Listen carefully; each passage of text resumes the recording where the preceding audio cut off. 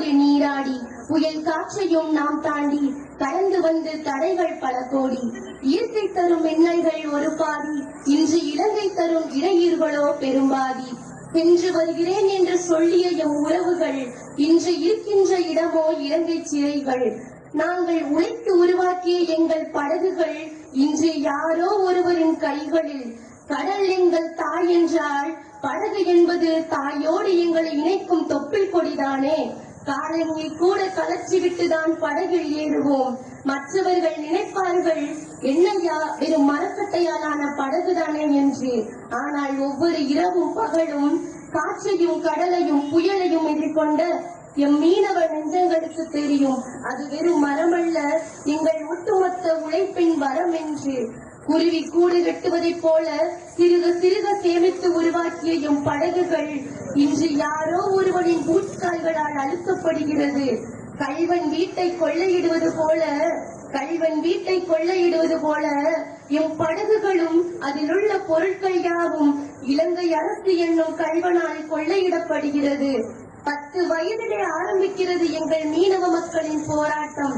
தன் வீட்டிற்காக, தன் தங்கைக்காக, தன் தம்பிக்காக தொடங்கியது இந்த ஓட்டம். ஓடி ஓடி உழைத்து உழைத்து இன்று கைகளில் ரேகை தேய்ந்து முடிகள் நிறைத்து இருக்கிறான் இலங்கை சிறைகளில் ஒரு அடிமையை போல. 4 சுவர்களில் அடக்கியது என் தந்தையை மட்டுமல்ல, நாளை வழி பிறக்கும், நாளை நலமாயிருப்போம், நாளை நன்றாயிருப்போம் என்று எண்ணி இருந்த எங்கள் நம்பிக்கையும் தான்.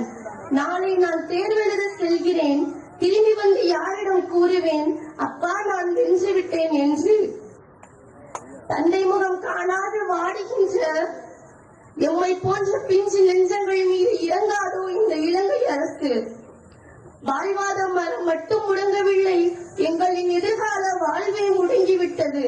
கண்ணீரோடு நாங்கள் இங்கு கதறிக் கொண்டிருக்க இலங்கை அரசு மீண்டும் மீண்டும் எங்கள் மீனவர்களை பிடித்துக் கொண்டிருக்க மத்திய அரசோ மாநில அரசோ முயற்சி செய்யாதா எங்கள் உறவுகளை மீட்டெடுக்க? என்ன தவறு செய்தோம் நாங்கள்? இந்த மண்ணில் பிறந்ததா அல்ல மீன்பிடிக்க சென்றதா? வலைகளிடத்த எங்கள் கரங்களை இன்று விலங்கு போட்டு அழைக்கிறீர்கள். இலங்கை அரசே, இலங்கை அரசே, உங்கள் சட்டம் சொல்வது நியாயமா? வீட்டில் ஒருவேளை ஒளி பொங்க உழைக்க வந்தவனுக்கு இன்று 1 கோடி ரூபாய் அபராதம்.